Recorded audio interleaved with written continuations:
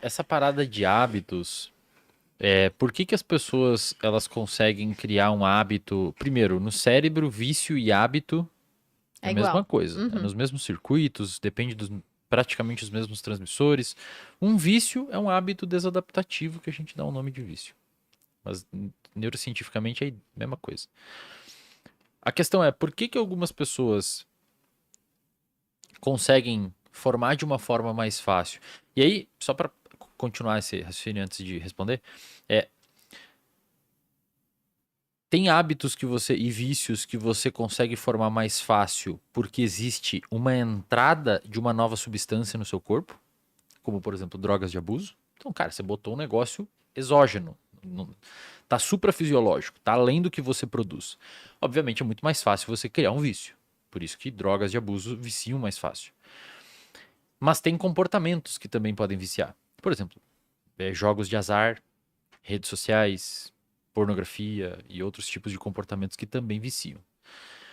A questão é, vamos tirar as drogas aqui, porque ela tem um apelativo de ser exógeno, então já é autoexplicativo por que que vicia mais. Mas e nos comportamentos? Na classe de vícios comportamentais?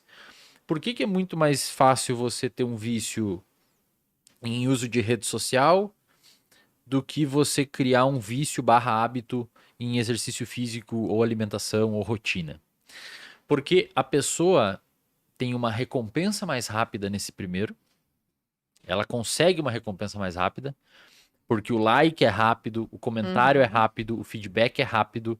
Ela tem muitas vezes uma percepção de estar inserida num grupo, o que é muito recompensador para o nosso cérebro, e porque ela vê mais benefícios naquilo.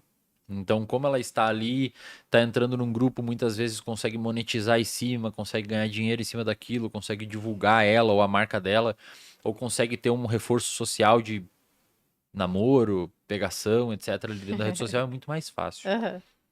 No outro lado, você tem comportamentos que eles demoram um pouco mais para você conseguir verificar a recompensa óbvia daquele comportamento, como por exemplo o cara que começa a treinar e quer virar o Paulo Musi em um ano. Você não Não, vai virar o Paulo Musi. ele quer virar em 3 meses. Pro Se fosse verão, um ano, pro era verão, bom. pro verão. Ele quer em um ano, mas em 3 ele reclama que estagnou.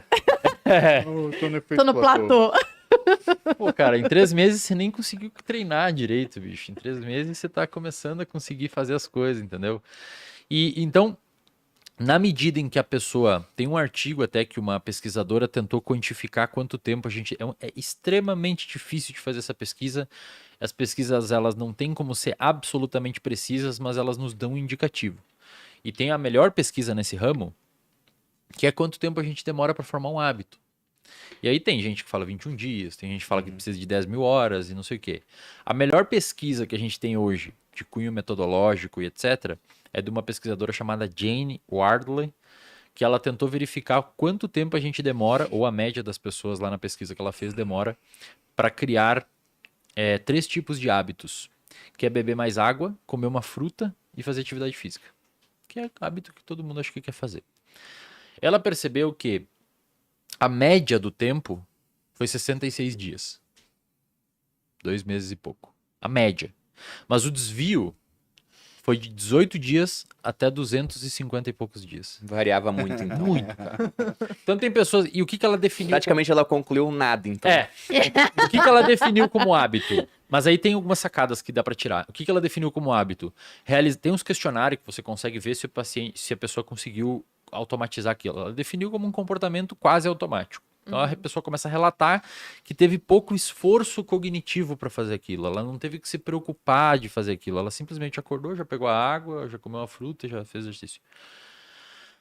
Ela percebeu que as pessoas que formaram rápido o hábito, 18 dias, autodeclararam ter visto mais benefícios. É simples, cara. Se você vê benefícios do seu comportamento, que a gente falou, a consequência do seu comportamento determina se ele vai continuar existindo. Sim. Se você treina e beleza, você não está querendo buscar necessariamente benefício estético, mas você começa a ver uma melhora atencional, uma melhora no sono, seu apetite melhora, seu humor regula, você fica um pouco menos impulsivo, você fica um pouco menos irritado. Posso te dar um Isso exemplo é prático benefício. disso? Do Por que você favor. fala do rápido. Existem algumas pessoas que a gente atende que têm compromissos profissionais com o físico. Tá? Eu, por exemplo, hoje em dia, eu tenho que ficar Tudo bem. magra. Tudo bem. Mas imagina que algumas pessoas elas tiveram alguma situação que alterou que a forma física delas e elas precisam voltar rápido. Uhum. E alterou a forma física, também alterou a forma mental. Por exemplo, cirurgia. O Wesley está aqui, ele pode contar um pouquinho pra gente, porque, por exemplo, cirurgia, você lida com dor. E a tua capacidade de controle da fome ou necessidade de recompensa no ambiente de dor Muda. é completamente diferente. Tudo bem. O que a gente faz com a pessoa? Quais são as nossas atitudes? São formas rápidas de mudança como é que fala? De atitude. Então, a primeira coisa que a gente faz, a gente combina com ele na consulta que horas que ele vai comer, quais são os horários das refeições. E a gente programa no telefone dele. No meio da consulta, a gente vai programar os seus alarmes agora. Por quê? Não é só que ele fez o alarme. É que ele viu a gente fazendo o alarme. Então ele olha e fala assim, opa, foi meu médico que fez o alarme para mim. Então já não é mais aquela coisa, eu posso me dar o bypass, mas eu não vou dar o bypass no meu médico. Então eu acerto os alarmes dele. A gente cria situações de logística, ou seja, marmita pronta. Uhum. Porque se ele tiver que cozinhar, Não rola, não rola. ferrou. Não existe. Ah, mas eu bebo. Tá bom, você vai na sua geladeira e você vai tirar tudo que tem de bebida da porta da geladeira, você vai colocar garrafa d'água. E você, quando você abrir a porta da sua geladeira, você vai começar da porta para o centro. E aí o que essa pessoa faz? Primeiro, ela já não tem mais a bebida lá, não tem a cervejinha, não tem o negócio, mas ela tem água. E ela vai olhar e falar o quê? Opa, a água tá fácil. E ela começa a beber água. Então são coisas pequenas, mas que aceleram essa capacidade da criação do hábito. Por quê? Porque elas estão prontas, imediatas. E aí o que é a orientação? Final de semana. Final de semana você vai cozinhar, o teu exercício é cozinhar. Por que cozinhar? Porque cozinhar é o exercício da saciedade. A saciedade, ela não vem daqui, ela não vem daqui, ela não vem daqui. A saciedade, ela vem daqui. Você vai sentindo o aroma da comida, e não é à toa que o churrasqueiro é o que menos come no churrasco. O tempo todo sentindo o cheiro. Por quê? Ele tá o tempo inteiro saciado. Olha sua mãe, que a sua mãe termina de fazer o almoço, ela senta para almoçar, ela come pouquinho, ou então ela fala assim, ai filho, eu não vou comer agora porque eu não tô com fome. Sua avó fala assim. Por quê? Porque no preparo do alimento você vai tendo essa percepção de aroma e isso vai fazendo com que você tenha uma sinalização de saciedade aqui.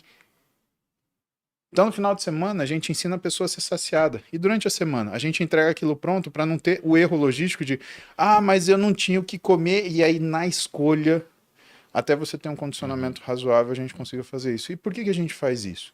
Não era mais fácil simplesmente entregar uma rotina para a pessoa de dieta, de treino e se vira, né? Ou método japonês, se vira. Né? Então, para o profissional mas para a pessoa não. Uhum. E assim, o que o Musi quis basicamente falar é que automatize o processo. Deixa fácil, Exatamente. cara. Você quer beber água? Tem Exatamente. água na sua frente aqui, ó. Você não precisa ir lá buscar. Você quer fazer academia de manhã cedo? Cara, tenta pegar uma academia perto, porque se precisar pegar 2 ônibus, você não vai, velho. Tem exemplo prático disso. A gente montou uma academia em casa. Exato. Esse é o ano que eu tô treinando mais na minha vida Claro. inteira. E olha que interessante. O oposto é verdade. Você perguntou não só como formar bons hábitos, mas como os destruir ruins. Sim. O oposto é verdade. Se você quer destruir um hábito que você tem que é ruim, dificulte o acesso a ele. Uhum. Tira Eu a ia falar cerveja isso da agora. geladeira, Uhum. desinstala o iFood. Ah, mas eu posso pegar. Deixa o celular em outro cômodo se você tem dificuldade de concentração. Bota na gaveta, desliga na gaveta no outro cômodo. É verdade que você vai eventualmente executar aqueles comportamentos. E o complicado é que você vai focar quando executou. Mas você não vai perceber quantas vezes você deixou de fazer caso aquilo tivesse de fácil acesso.